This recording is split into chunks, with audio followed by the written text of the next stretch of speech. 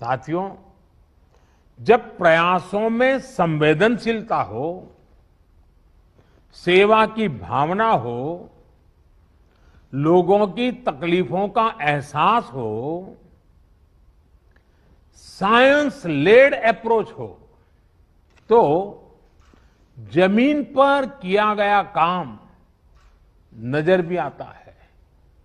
मुझे याद है, पूर्वांचल में पहले किस तरह बच्चों में दिमागी बुखार वाली बीमारी का कहर था।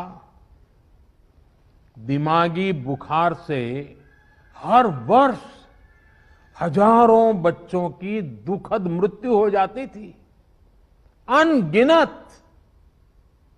और आपको याद होगा, आज हमारे योगी जी जो मुख्यमंत्री जी हैं, वे जब पहले सांसद थे, पार्लियामेंट में इन बच्चों की जिंदगी को जिस प्रकार से बच्चों की मृत्यु एक के बाद होती रहती थी, वो फूट फूट करके पार्लियामेंट में रोए थे।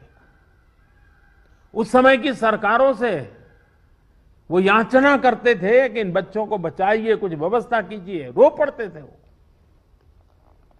हजारों बच्चे मरते थे और ये सिलसिला सालों साल तक चला था।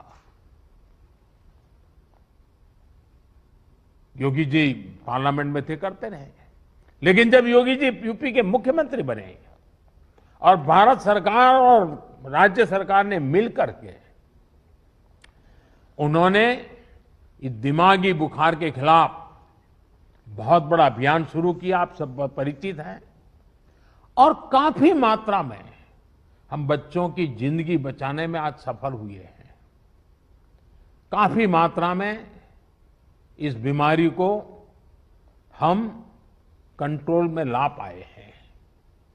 इसका बहुत बड़ा लाभ पूर्वांचल के लोगों को हुआ है, यहां के बच्चों को हुआ है। यह उदाहरण हमें दिखाता है कि इसी तरह की संवेदनशीलता, सतर्कता के साथ हमें लगातार काम करते रहना है।